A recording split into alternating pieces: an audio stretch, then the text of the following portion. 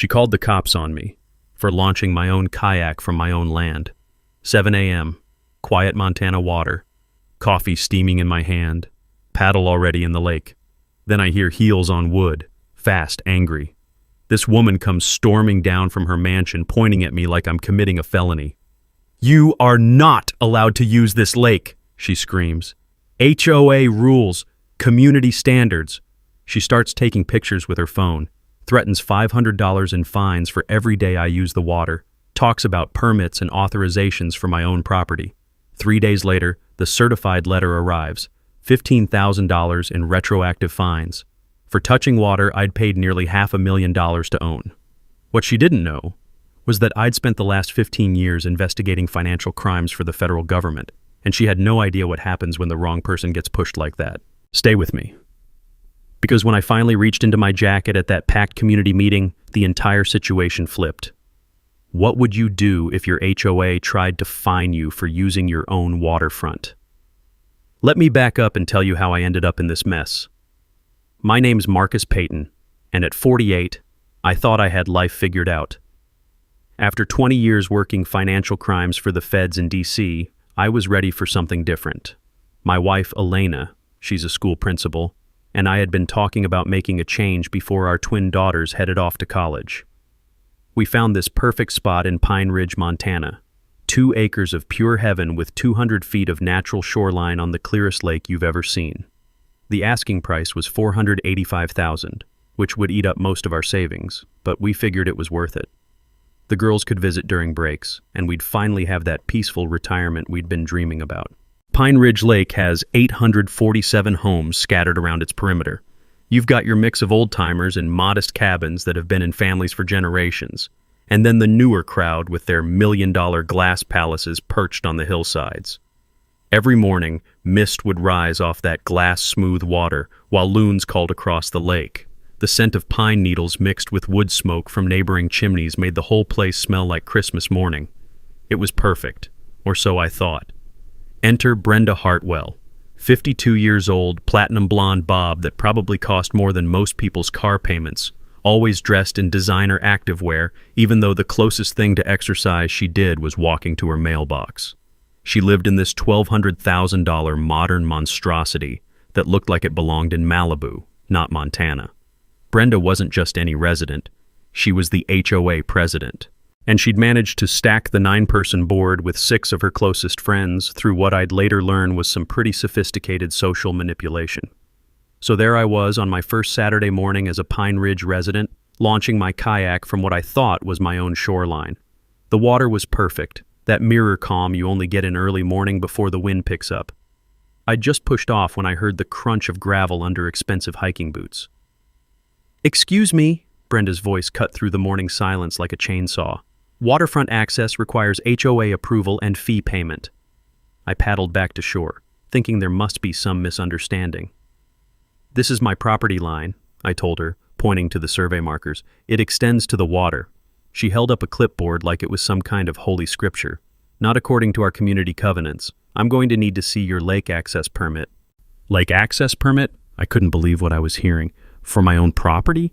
That's when she started taking pictures of me with her phone, telling me I was looking at $500 in fines for every day I used the lake without proper authorization. $500 a day.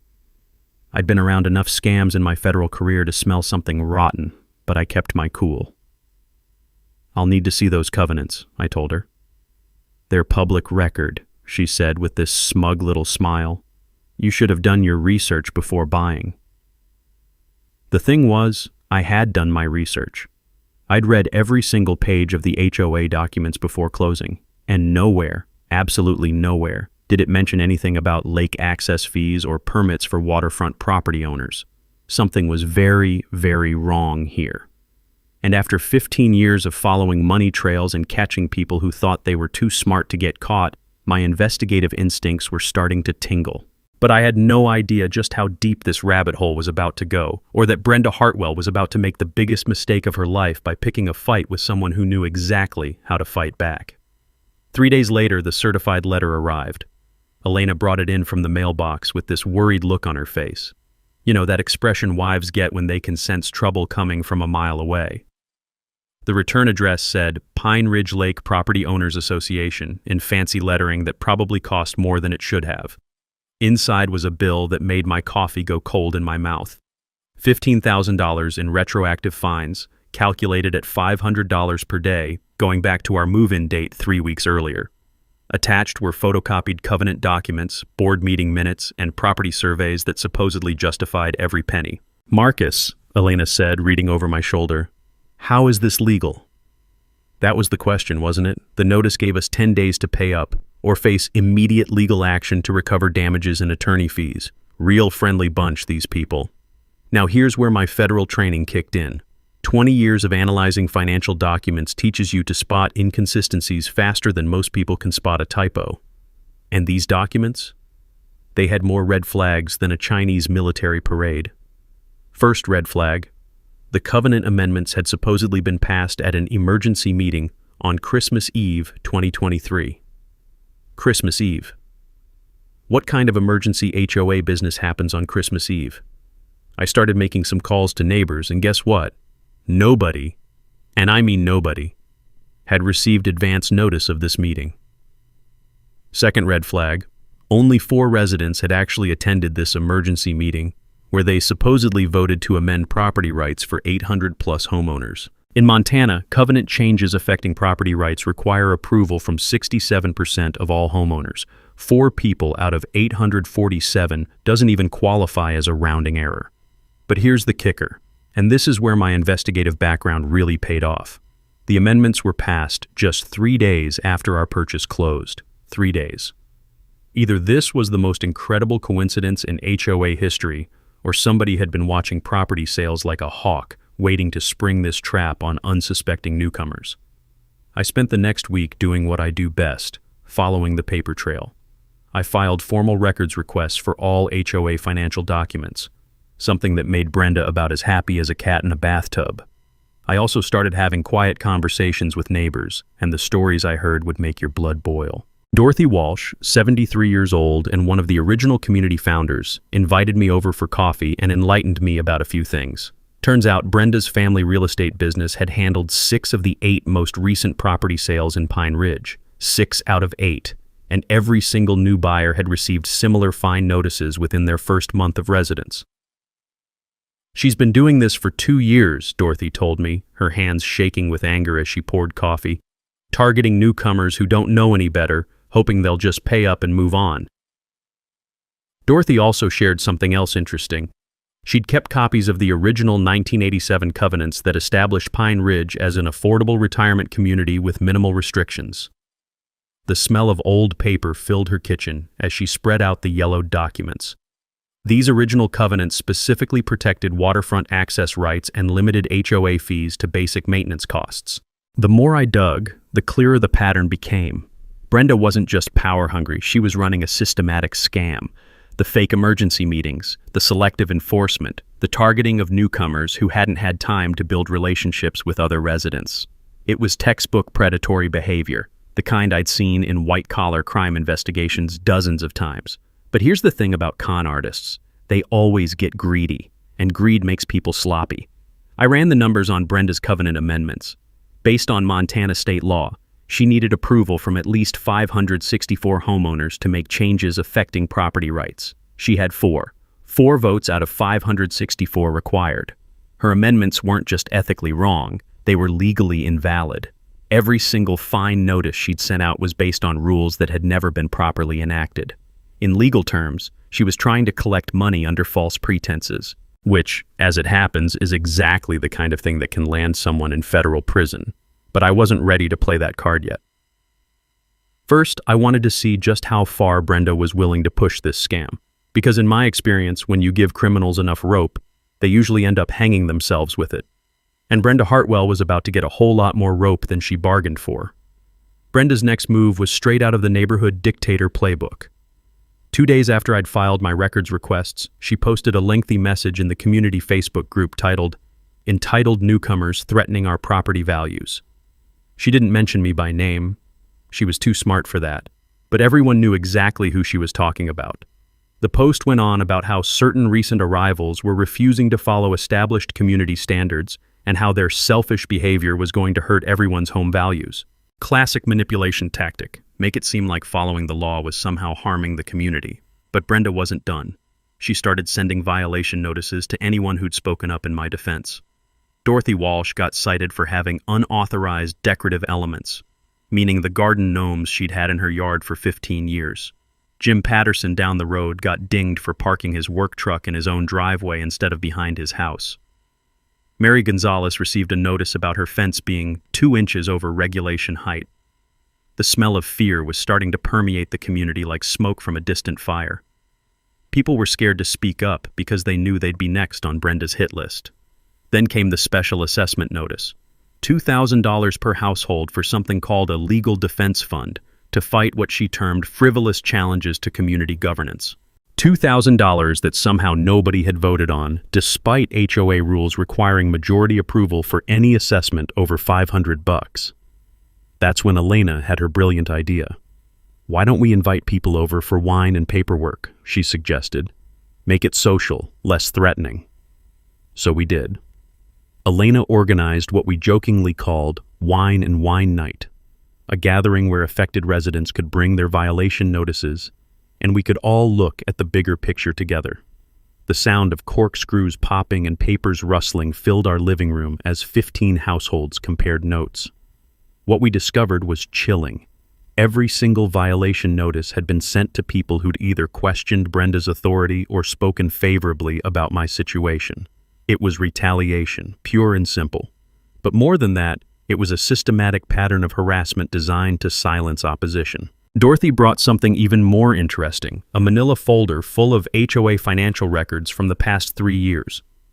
Turns out, she'd been keeping copies of everything as a backup because she didn't trust Brenda's record keeping.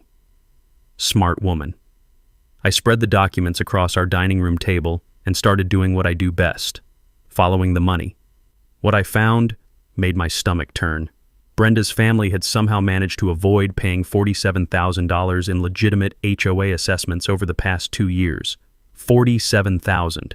Meanwhile, she was billing other residents for violations that didn't exist. "How is that legal?" asked Jim Patterson, squinting at the numbers through his reading glasses. That's when I had to explain something called the Montana Homeowner Protection Act. This law requires a majority vote for any assessment over $1,200 per household, and it makes board members personally liable for unauthorized expenditures. What Brenda was doing wasn't just unethical. It was a violation of state law that could result in personal financial responsibility for every illegal dollar collected. But the real kicker was still coming. Dorothy had one more surprise in that folder of hers. Bank statements showing that the Special Assessment Fund had already collected $89,000 from intimidated residents who'd paid up rather than fight. $89,000 that had been deposited into an account with only one authorized signatory, Brenda Hartwell. Under Montana law, HOA funds belong to the community and must be held in accounts requiring multiple board signatures. Single signatory accounts are only allowed for amounts under $5,000 and only with specific board authorization for each transaction. What Brenda had done was textbook embezzlement. The room went dead silent as I explained this. You could hear the vintage wall clock in our kitchen ticking away the seconds as people processed what they were hearing. "So what do we do?" Mary Gonzalez finally asked. "We document everything," I told them, "and we prepare for war." Because here's the thing about financial criminals. They never stop at just one crime. They keep escalating until somebody stops them. And I had a feeling Brenda's next move was going to be bigger and more desperate than anything we'd seen so far. I was right. But even with my years of experience chasing white-collar criminals, I wasn't prepared for just how far she was willing to go to protect her little empire. The war was about to get a whole lot more personal. The next escalation came at 6:30 on a Wednesday morning. I was loading my kayak for what had become my daily ritual of civil disobedience, using my own waterfront without Brenda's permission, when Deputy Jim Morrison pulled into my driveway with his lights flashing. "Marcus Payton?" he asked, stepping out of his cruiser with the weary expression of a man who'd rather be anywhere else. "That's me." "I need you to step away from the water, sir. We've received a complaint of criminal trespassing." The metallic click of handcuffs echoed across the lake as Deputy Morrison did his job. Elena's sharp intake of breath from our deck cut through the morning air like a blade. I could see neighbors peeking through curtains and blinds, some recording with their phones, others looking away in embarrassment. Brenda stood on her deck with arms crossed, wearing what I can only describe as a smug satisfaction that radiated from her like heat from asphalt. She'd actually done it. She'd had me arrested for using my own property. The charges were impressive in their creativity: criminal trespassing, violation of a court order I'd never seen, and disturbing the peace. Deputy Morrison was professional about it. You could tell he didn't like what he was doing, but the law is the law, and Brenda had filed a formal complaint. "This is harassment," I told him as he guided me toward the patrol car. "That's for the courts to decide, sir," he replied. "I'm just following procedure." What Deputy Morrison didn't know, what nobody knew except Elena, was that while they were arresting me for trespassing, I'd been spending my evenings making phone calls to some very interesting people in Washington, D.C. You see, when you work financial crimes for the federal government for 15 years, you make friends in useful places. And those friends have access to databases that make Google look like a library card catalog. By the time I was released on my own recognizance 4 hours later, I had a complete dossier on Brenda Hartwell that would have impressed a private investigator. Turns out, our HOA president had quite the history. Similar disputes in 2 previous communities in California, both ending with her family making sudden moves right before major investigations concluded. But the real gold mine was what my contacts found in her financial background. 3 bankruptcies over the past 12 years, all dismissed due to what the courts called procedural irregularities. Translation: she was good at hiding assets and gaming the system. Even better, one of my former colleagues in the FBI's Financial Crimes Unit had flagged several wire transfers from Pine Ridge-related accounts to a shell company registered in Delaware. Shell companies aren't illegal, but when you're using them to funnel HOA funds to personal accounts, that's when federal prosecutors start paying attention. The criminal charges against me actually turned out to be a gift in disguise. Colorado attorney Helena Morrison, who happened to be Deputy Morrison's older sister, took my case pro bono after hearing about the situation from her brother. Helena specialized in property rights law and had a particular hatred for HOA abuse.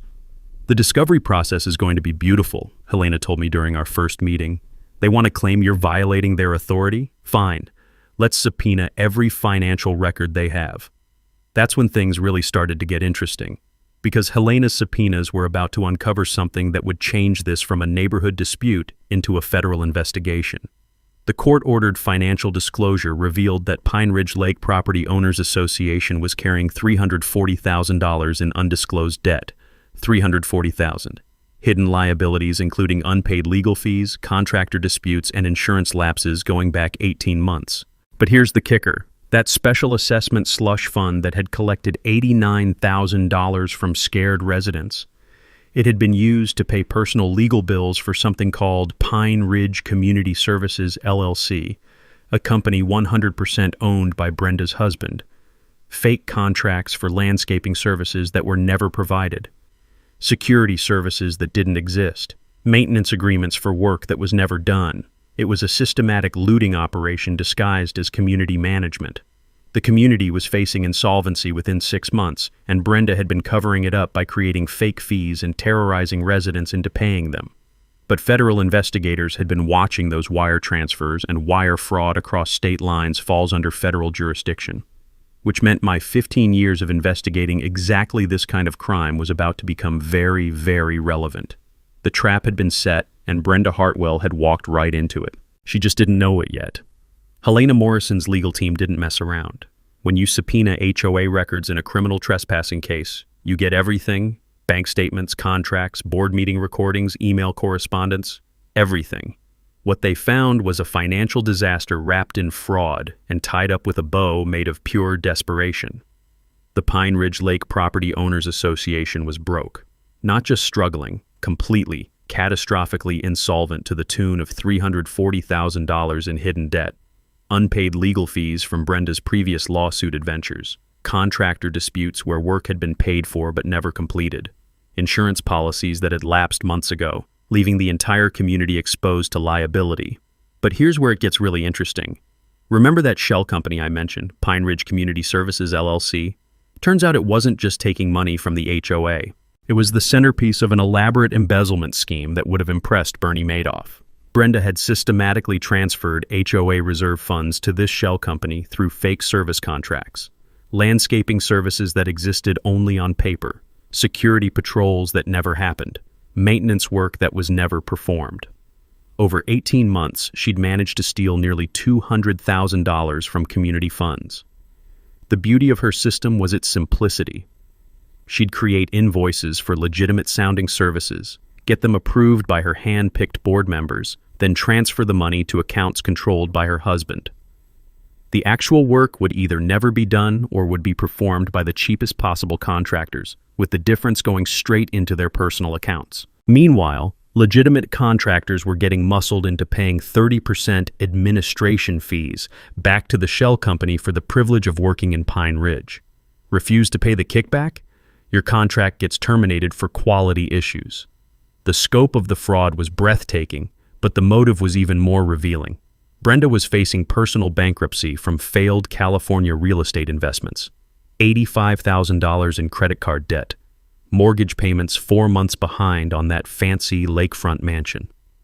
She was drowning financially and had decided to use the HOA as her personal life preserver. Her exit strategy was already in motion. Real estate listings showed her Montana property going on the market in 2 weeks, priced for a quick sale. She was planning to liquidate, disappear, and leave 847 families holding the bag for her crimes. But here's where Brenda made her fatal mistake. Those wire transfers across state lines to hide stolen money, that's mail fraud and wire fraud under federal jurisdiction. The same federal jurisdiction where I'd spent 15 years putting people exactly like her behind bars. The evidence was digital, detailed, and absolutely damning. Bank records showing systematic theft, email chains discussing how to hide the missing money, text messages between Brenda and her husband about timing their escape before anyone noticed the missing funds. Every transaction, every transfer, every fake invoice was documented in the kind of detail that federal prosecutors dream about. This wasn't some amateur hour embezzlement scheme. This was organized, premeditated financial fraud on a scale that could put someone away for decades. And the community impact was devastating. 200 families facing potential financial ruin because their HOA reserves had been stolen. Property values about to crater when the fraud became public. Senior citizens on fixed incomes being terrorized into paying illegal fines to cover up massive theft. But Brenda had made one crucial miscalculation. She'd assumed she was dealing with regular people who would be too scared or too broke to fight back effectively. She had no idea she'd just declared war on someone who'd built a career out of hunting people exactly like her. The power dynamic had completely shifted. This wasn't about HOA disputes or property rights anymore. This was about federal crimes, organized fraud, and the kind of evidence that makes prosecutors salivate. And I was about to remind Brenda Hartwell that some retirement hobbies are more dangerous than others.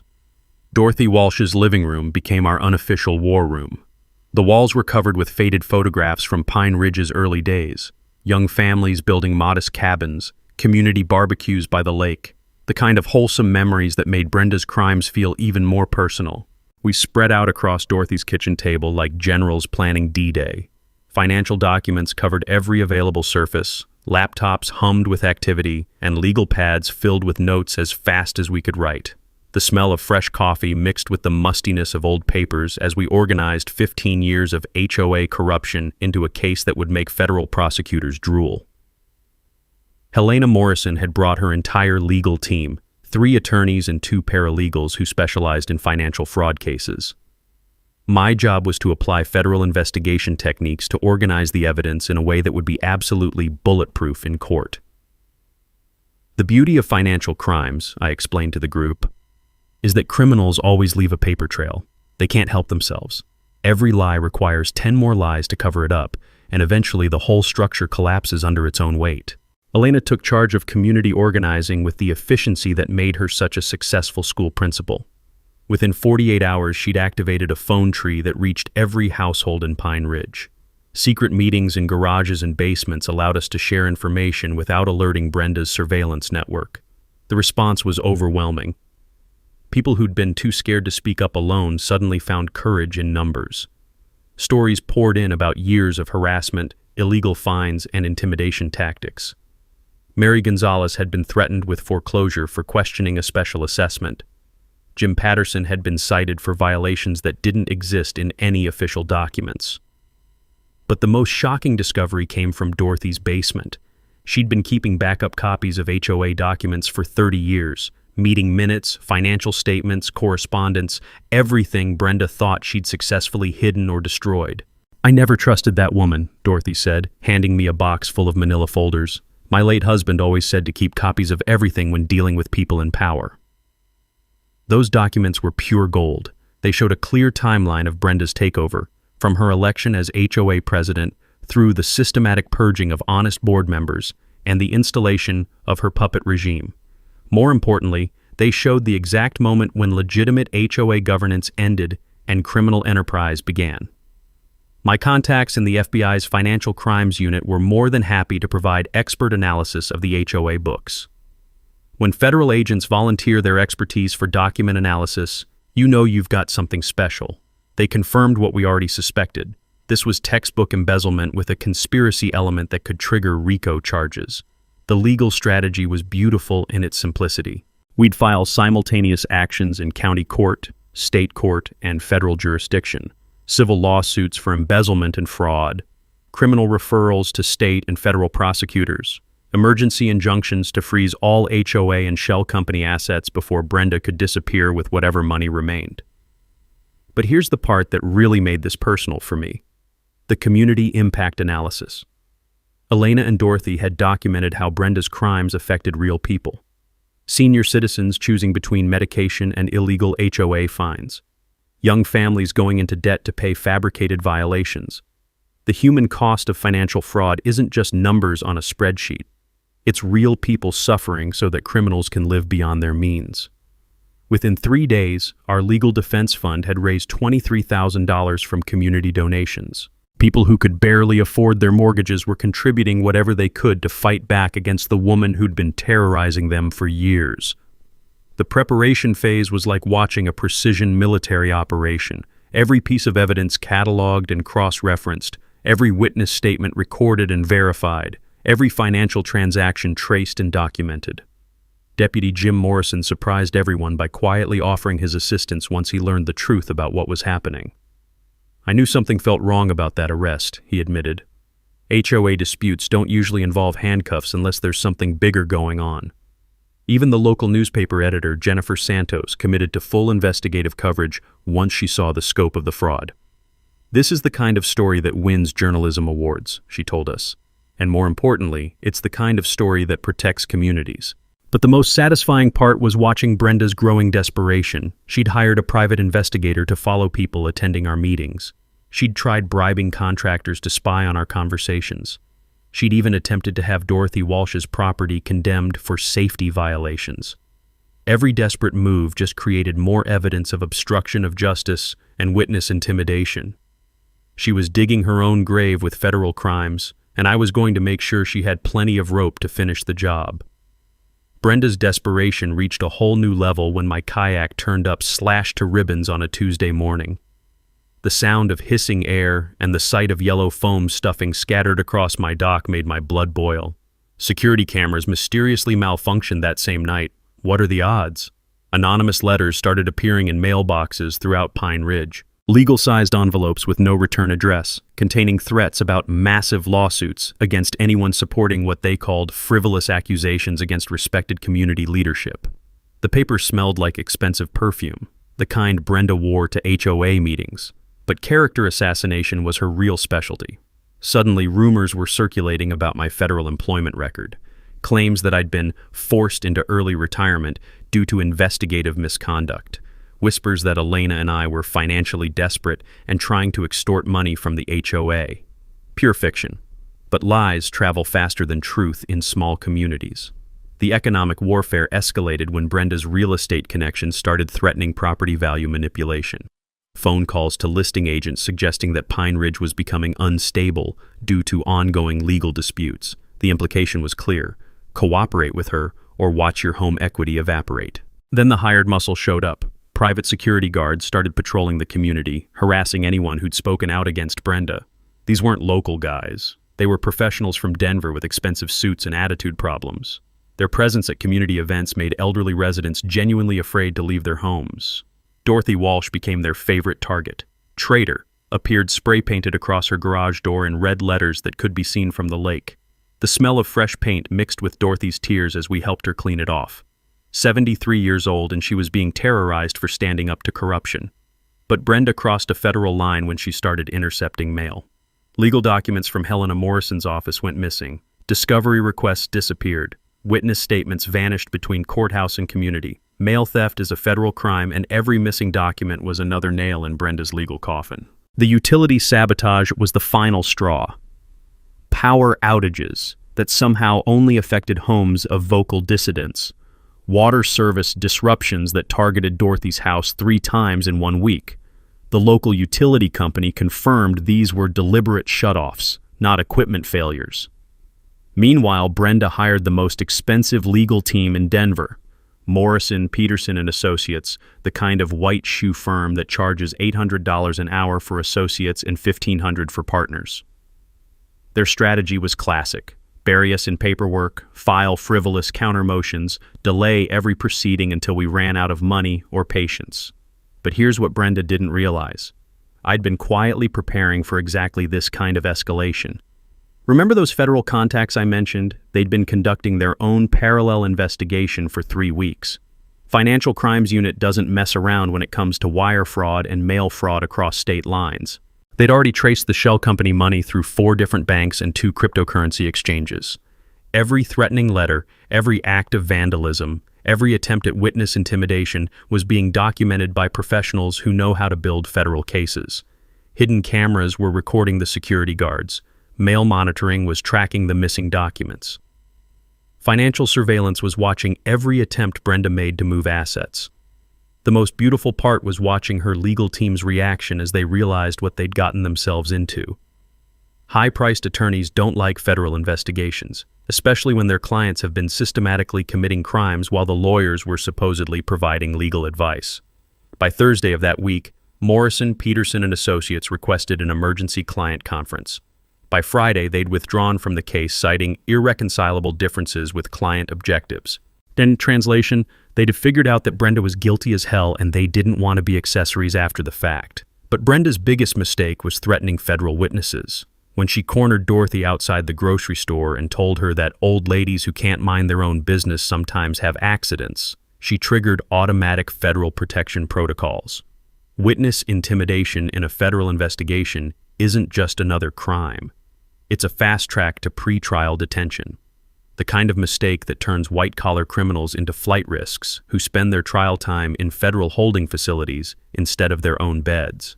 Elena found me in my office that Friday night, surrounded by evidence boxes and legal documents, putting together the final pieces of what had become a federal racketeering case.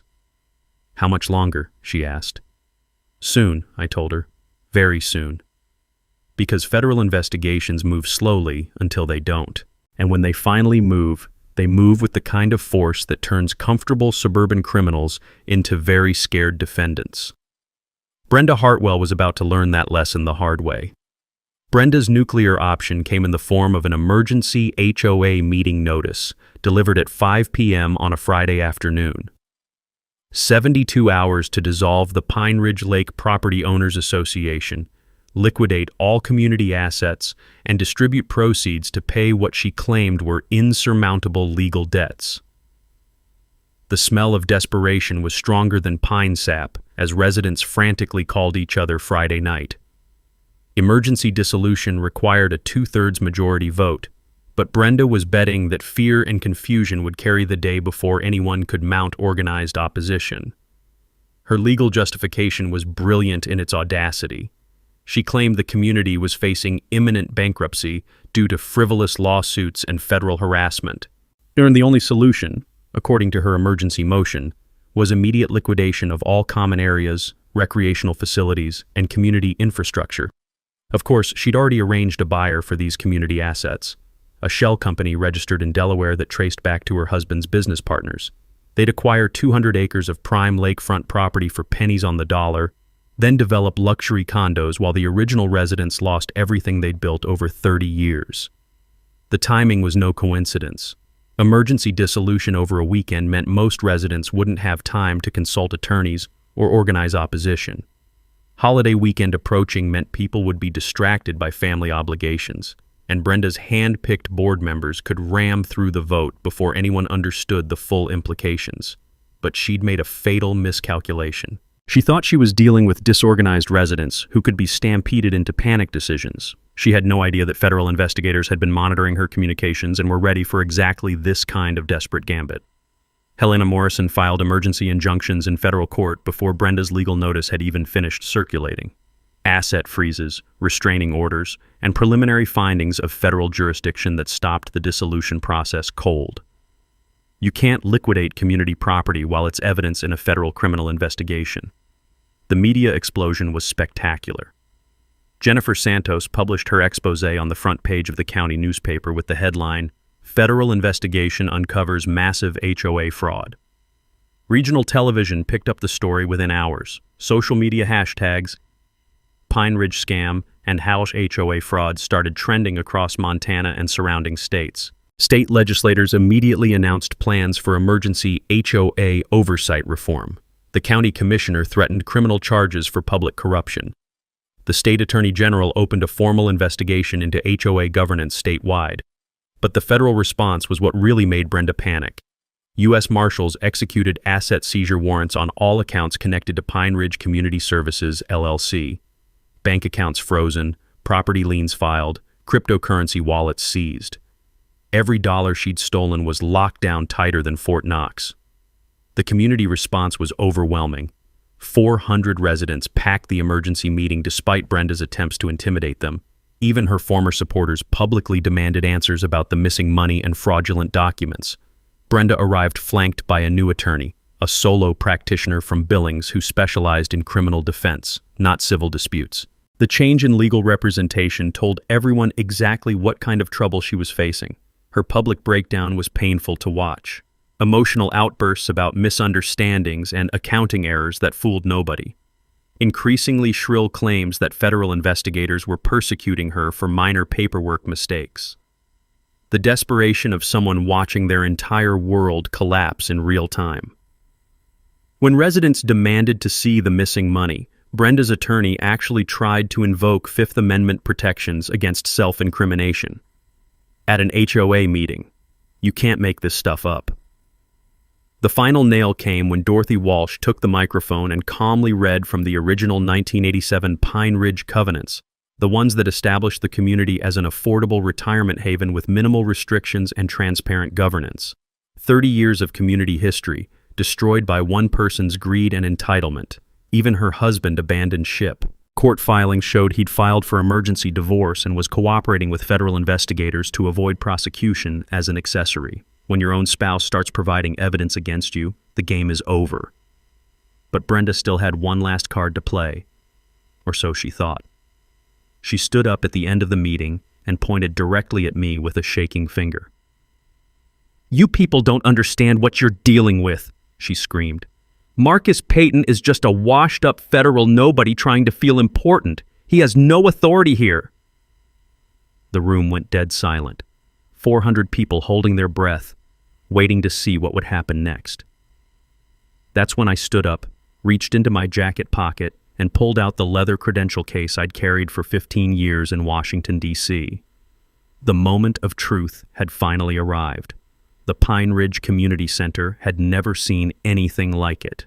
400 residents packed into every available seat, with overflow crowds standing along the walls and spilling out into the parking lot. County officials occupied the front row. Local media had set up cameras along the sides, and you could cut the tension with a knife. Brenda sat at the head table, flanked by her criminal defense attorney, trying to maintain some semblance of authority while fielding question after question about missing money and fraudulent documents. Her designer composure was cracking like ice on a warm day. I'd been waiting my turn at the microphone for 20 minutes, methodically reviewing my notes while residents testified about the financial hardship caused by illegal fees and fabricated violations. Elena squeezed my hand as Mary Gonzalez finished describing how she'd almost lost her home to pay Brenda's fraudulent assessments. When my name was finally called, I walked to the microphone with the same calm confidence I'd used in federal courtrooms for 15 years. The room quieted to that special kind of silence that happens when everyone knows something important is about to happen. "My name is Marcus Payton," I began, my voice carrying easily across the packed room. "For the past 3 months, I've been documenting what I believe to be a systematic pattern of embezzlement, fraud, and witness intimidation involving our HOA leadership." I laid out the evidence methodically. The fake emergency meetings, the invalid covenant amendments, the shell company money laundering, the missing community funds. Visual aids showed wire transfers, forged documents, and bank records that painted a picture of organized criminal enterprise. The audience was riveting. You could hear cell phone cameras clicking as residents recorded evidence they'd never seen before.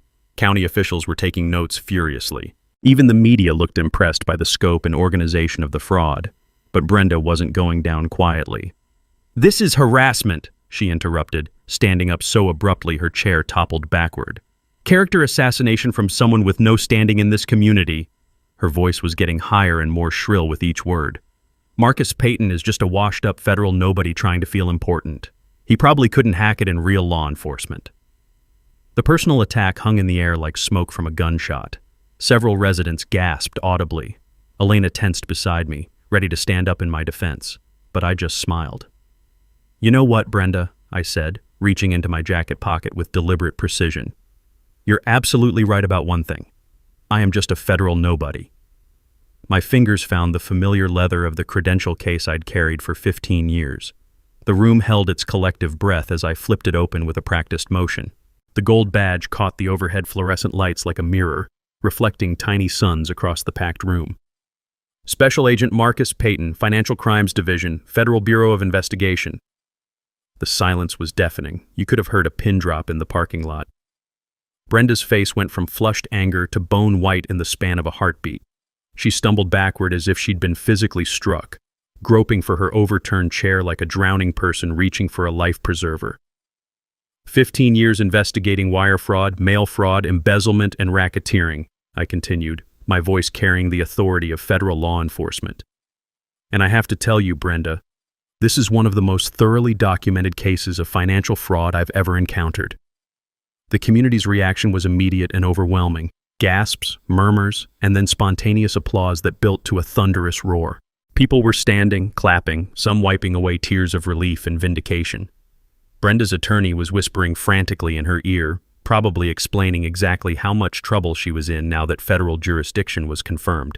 His face had gone almost as pale as his client's.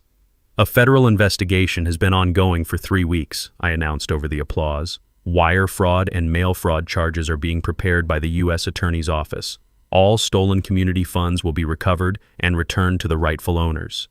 Camera flashes were going off like fireworks. Local news crews were capturing every moment of what would become the lead story on every channel in Montana. National media was already calling. This kind of HOA fraud story with a federal agent twist was pure cable news gold. But the most satisfying moment was watching Brenda realize that her comfortable suburban crime spree was over. The badge meant federal prison, asset forfeiture, and complete financial ruin. Everything she'd stolen to maintain her lifestyle would be seized and returned to the community she'd terrorized. "Any questions?" I asked the room. The standing ovation lasted 10 full minutes.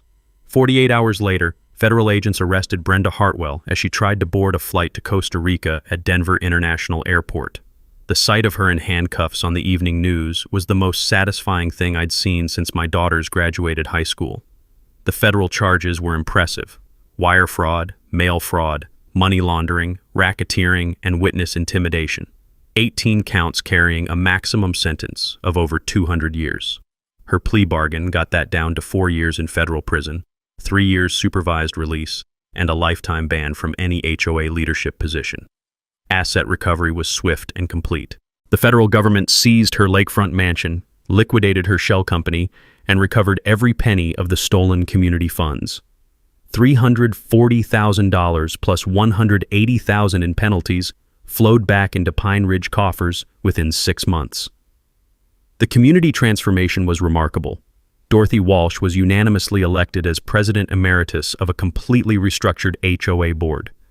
New bylaws required 75% approval for any fee increases and moved all financial records to a public online database.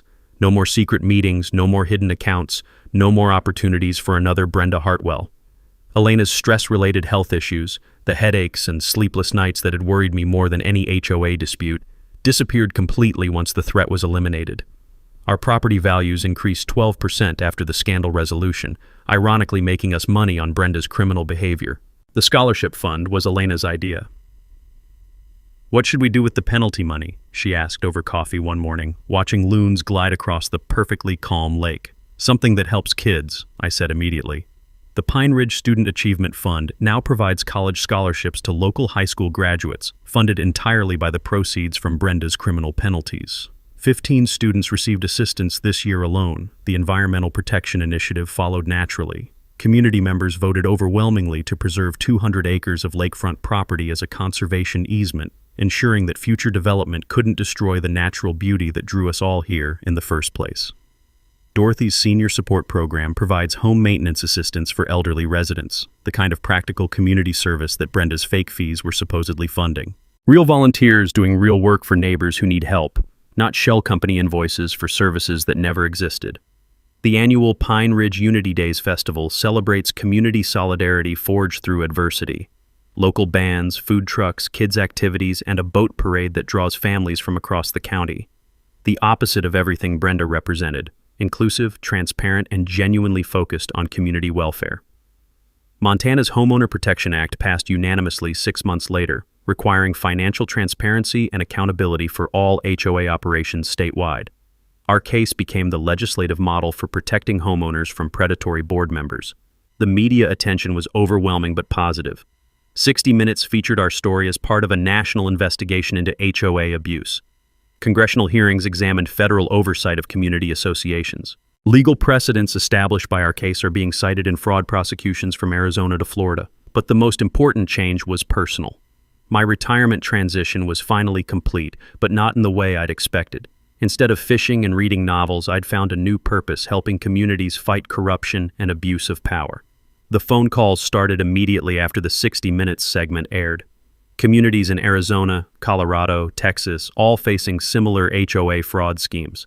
Elena and I looked at each other over breakfast as the messages piled up. "You know what?" she said, refilling my coffee cup with that smile that first caught my attention 25 years ago. "Maybe retirement doesn't have to mean stopping work. Maybe it means choosing work that actually matters." Now drop a comment about your worst HOA nightmare. Let's help each other identify the warning signs of corruption before it gets out of hand. And if this story reminded you why community accountability matters, hit that subscribe button for more tales of ordinary people defeating corrupt systems.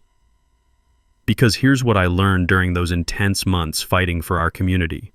When good people organize around truth and justice, they're unstoppable. Corruption thrives in darkness and isolation, but it can't survive transparency and solidarity. Pine Ridge Lake is peaceful again. Loons call across crystal clear water. Children play on community beaches. Neighbors help neighbors instead of terrorizing them. And sometimes, just sometimes, the good guys actually win. Thanks for hanging out with us on HOA Stories, where the HOA Karens meet their match. If this story had you cheering or cringing, go ahead and like the video, drop a comment with your reaction, and hit subscribe so you're ready for the next wild HOA tale.